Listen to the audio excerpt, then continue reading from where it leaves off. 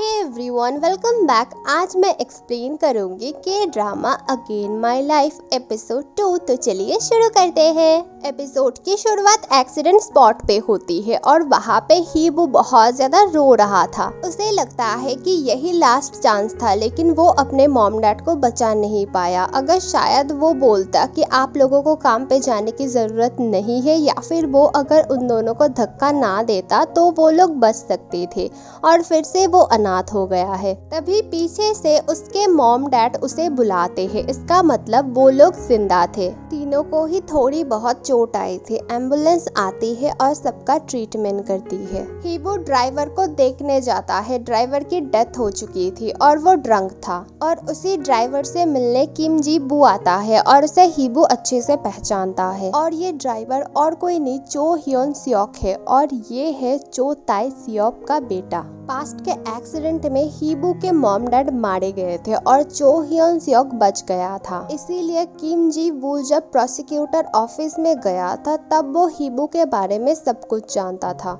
हीबू को उसके मॉम के साथ घर जाने को बोल के उसके डैड पुलिस स्टेशन जाते हैं एक्सीडेंट विटनेस बन के। चो ताई सियोक बहुत दुखी था अपने बेटे की वजह से। हीबू अपने पार्ट टाइम जॉब में था और वहाँ उसके बुली क्लासमेट आते हैं। उन लोगों को लगता है कि हीबू पहले वाला ही हीबू है, लेकिन ये हीबू तो बहुत ज्यादा कॉन्फिडेंट था। उसे वो लोग बहुत बातें सुनाते हैं कि तुम तो एक फैक्ट्री वर्कर के बेटे हो, तुम्हें किसी भी कॉलेज में चांस नहीं मिलेगा। इन्हें क्या पता है कि वो एक प्रोसिक्यूटर है। हीबू के टीचर्स बहुत हैरान और खुश भी थे क्योंकि उसने टॉप किया था और वो एक लो आईक्यू वाला स्टूडेंट था। हीबू के शॉप में किम यूरी आती है जो उसके क्लास की टॉप स्टूडेंट थी, लेकिन वो हीबू से गुस्सा थी क्योंकि वो उसके पीछे पड़ गई थी। यूरी को लगता है कि हीबू ने टेस्ट में चीटिंग किया है। शॉप में कुछ लड़के आके हीबू को कमजोर समझ के बेवजह लड़ने लगते हैं और हीबू भी कमजोर थोड़ी ना था, वो उन्हें अच्छे से धो देता है। हीबू अपने पेरेंट्स को अपना रिपोर्ट कार्ड दिखाता है कि उसने टॉप किया है और वो लॉ कॉलेज में पढ़ने वाला है। और उसके पेरेंट्स पहले तो हैरान होते हैं, फिर खुश होते हैं। न्यूज में दिखाया जाता है ताई सियोक चुनाव लड़ने वाला होता है। हीबू बोलता है कि वो सब कुछ बदल देगा, एक जैसा नहीं रखेगा। सीन शिफ्ट होके 3 महीने बाद दिखाया जाता है। हीबू अपने लॉ कॉलेज जाता है। अचानक लाइट फ्लिकर होने लगती है और हीबू को याद आता है कि आज ही के दिन यूरी की मौत हो गई थी थंडरस्टॉर्म की वजह से। वो जाके यूरी को बचा लेता है। यूरी बहुत सारी पिल्स लेती थी ताकि उसे नींद ना आए और वो पढ़ सके, इसीलिए वो बेहोश हो गई थी। असल में यूरी अडॉप्टेड थी, इसीलिए वो अपने पेरेंट्स को हमेशा खुश रखने की कोशिश करती है, लेकिन हीबू उसे समझाता है कि ऐसे वो खुश नहीं रख पाएगी। वो अपना ख्याल रखे तभी उसके पेरेंट्स खुश रहेंगे। हीबू को अच्छा लगता है कि उसने उसे बचा लिया है और हीबू ढेर सारा पार्ट टाइम जॉब करता था अपने पढ़ाई के खर्चे निकालने के लिए। हीबू बुली क्लासमेट्स की बातें सुन लेता है कि वो लोग आज क्लब में उनकी खुद की दोस्त हामी के साथ गलत करने वाले हैं, इसीलिए वो जाके उसे बचा लेता है और वो दरवाजा बंद करके उनको जो पीटता है ना, देखने लायक था वो सीन। हामी को होश आता है और वो हीबू पे ही चिल्लाती है। फिर हीबू उसे एक फोन देता है जिसमें उसकी फोटोज खींची गई थी।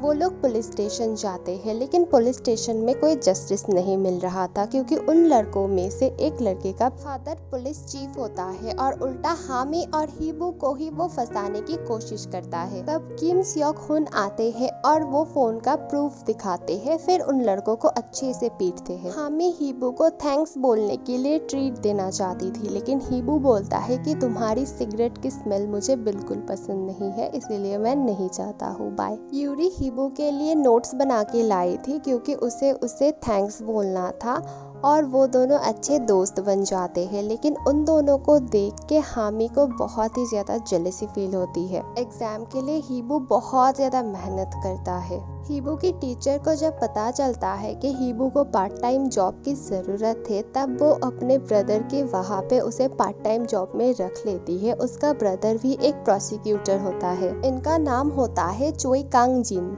वो अपने पार्ट टाइम जॉब में बहुत मेहनत करता है, फिर उसे सैलरी मिलती है, फिर उसका रिजल्ट आता है और रिजल्ट उसका बहुत अच्छा होता है। फिर वो अपने ड्रीम यूनिवर्सिटी में दाखिल हो पाता है, जो होता है हांगकुक यूनिवर्सिटी ऑफ लॉ। वो कॉलेज आता है, फिर वो यूरी को ढूंढने लगता है, लेकिन वो नहीं होती है। क्लासरूम के सारे क्वेश्चंस के आंसर हीबू दे रहा था और प्रोफेसर बहुत ज्यादा खुश हो गए थे और सारे स्टूडेंट हैरान हो गए थे। दो बॉयज आके जबरदस्ती हीबू से दोस्ती करते हैं। एक का नाम होता है पार्क सियोंग बन और दूसरे का नाम होता है ली मिन सू।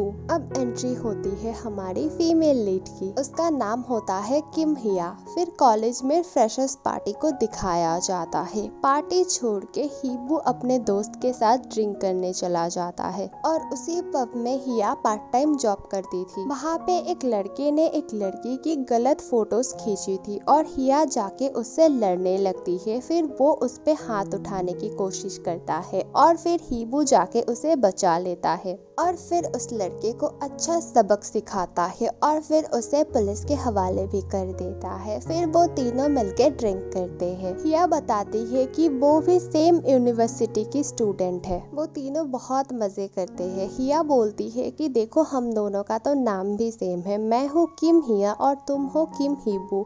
देखिए कितनी सिमिलैरिटी है, हम दोनों का मिलना तो डेस्टिनी में था। और हीबू उसे बस देखे जा रहा था और वो पूछ रही थी कि क्या हुआ। हीबू बोलता है कि तुम किसी की तरह सिमिलर दिखती हो। वो पूछती है कौन। हीबू कुछ नहीं बताता। एक्चुअली हीबू को ही समझ नहीं आ रहा था कि वो किसी को भूल रहा है, लेकिन वो कौन है। और हिया को देख के उसकी याद आ रही है, लेकिन उसे समझ नहीं आ रहा है कि वो कौन है। हीबू परेशान हो जाता है कि कोई तो थी, लेकिन मुझे वो याद क्यों नहीं आ रही है। हीबू बस से उतर के घर जा रहा था। ब्रिज के ऊपर उसकी मुलाकात होती है ली मिन सू से। एपिसोड 2 यहीं पे खत्म होती है। अगले वीडियो बहुत जल्द आएगी, थोड़ा सा वेट करना। Thank you for watching, bye.